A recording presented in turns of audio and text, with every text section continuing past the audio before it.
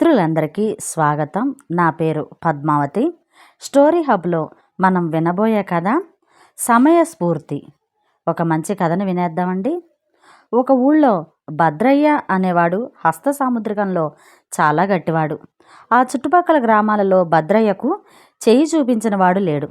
అతను చెయ్యి చూసి మనిషి మనస్తత్వం ఎటువంటిదైనది, ఆ మనిషికి లోగడ ఏమేమి జరిగినది, ముందు ఏం జరగబోయేది చూసింది చూసినట్టు చెప్పేవాడు.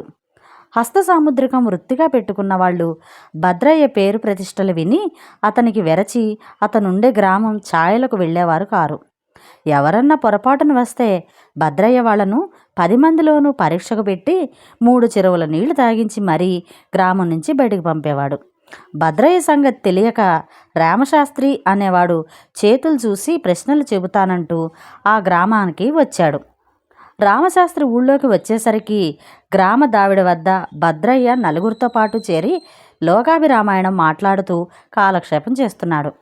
రామశాస్త్రి కూడా చేతులు చూసేవాడని తెలియగానే భద్రయ్య, ఏమయ్యా, నువ్వు ఏ ఏ గ్రంథాలు చదివావు? నీ గురువుగారెవరు? హస్త సాముద్రికంలో ఏ ఏ విభాగాలు నీకు తెలుసు? అసలు నీదే ఊరు అని ప్రశ్నలు వేశాడు.